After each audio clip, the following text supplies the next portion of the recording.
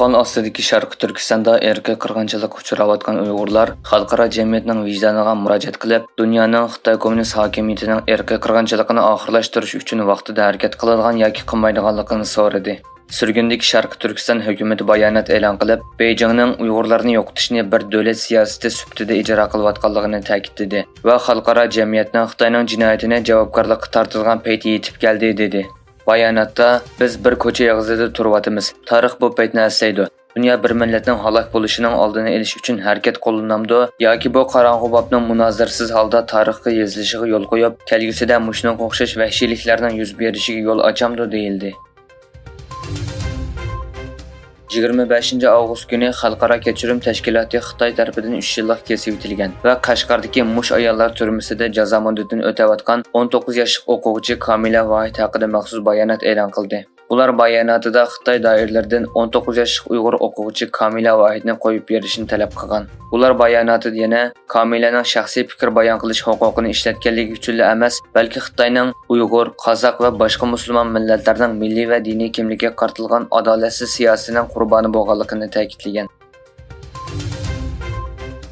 Xitoy Yaponiyaning radioaktivlik bulg'anma qo'yib berishiga norozilik bildirayotgan bir paytda Xitoyning statistikasidan ayon bo'lishicha 2021-yil Xitoydagi 13 yadro elektr stansiyasining har biri qo'yib bergan radioaktivlik bulg'anmalarning miqdori Yaponiyaning Fukushimada yadro elektr stansiyasining bir yilda qo'yib berishni planlaganidan 10 hassa ko'p ekan. Shuning bilan birga Xitoyning Sharqiy Turkistonda olib borgan yadro qurollar sinaqining ziyonlari hali ham o'tirg'i chiqmadi. Amerika Savdo ministri Gina Raimondo ikki davlat o'rtasidagi jug'rafiyalik strategik raqobat va siyosiy ziddiyatning kuchayishi sababidan Xitoyda savdo qilayotgan Amerika shirkatlarining mablag' solish muhitiga bo'lgan andishasi kuchaygan bir paytda Xitoyni ziyorat qildi. Amerika ovozi radiosining xabariga qaraganda, Raimondo 4 kunlik Xitoy ziyaratining bir qismi sifatida Beijingga kelgan bo'lib, dunyodagi ikki chong iqtisodiy gavdaning savdo aloqasini kuchaytirish va Amerikaning davlat bexatarlik savdo tadbirlarini murassa qilmaydiganligini bildirishni maqsad qilgan. Egilinishçe, 2023-yili 1-oydan 7-oygacha Xitoydagi sanoat shirkatlarining foydasi oldingi yildagiga solishtirganda 15,5% tövenlagan. Davlatlik statistika idorasining sonliq ma'lumotlariga qaraganda, 1-oydan 7-oygacha bo'lgan yillik tijorat kirimi 20 million yendan oshib ketgan sanoat korxonalarining umumiy foydasi 3 trillion 940 milliard yuan bo'lgan.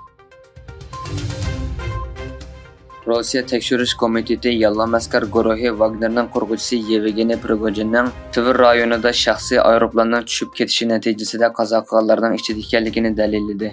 Qazo qilgan 10 kishining kimligining aniqlanganligi ko'rsatilgan bayonotda natijaning 23 avgust e'lon qilingan tizimlik bilan o'xshash ekanligi, buning ichida aeroplanda hayotidan ayrilganlar borligi o'tirg'a qo'yilgan.